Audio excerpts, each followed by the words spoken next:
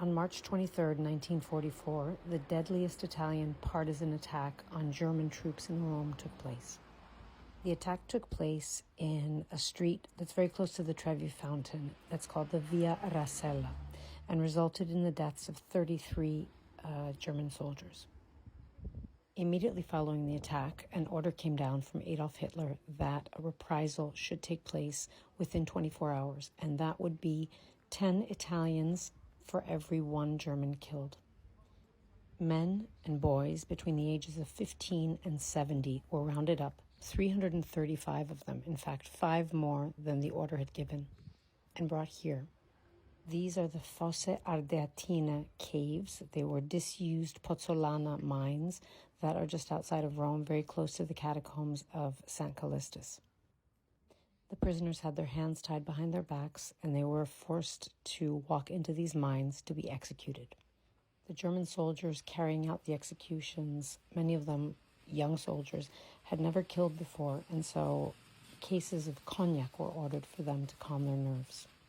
The prisoners, 260 Christians and 75 Jews, were made to walk into a corner of the mine, 5 at a time, and kneel. And the German soldiers put a gun to the back of their heads and shot them at point-blank range. Then the next 5 prisoners were forced to do the same thing, many times kneeling on top of the bodies of the previously executed men. Beyond this gate is where the executions took place. After the 335 men were killed, explosives were detonated, and the cave collapsed to hide this atrocity. The family of those men and boys didn't know the fate of their loved ones, and for a year their bodies remained buried here. So about a year later they were uncovered, and it was decided to bury them all in the spot and create a monument for their ultimate sacrifice. And for me, this is one of the most moving World War II monuments anywhere in Europe. Almost all of the bodies were identified. I believe only 11 have not been identified, and they're all buried together.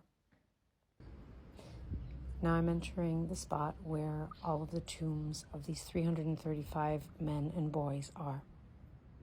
The tombs lay side by side, and there's a big slab above them, sort of representing the unity of these men in death.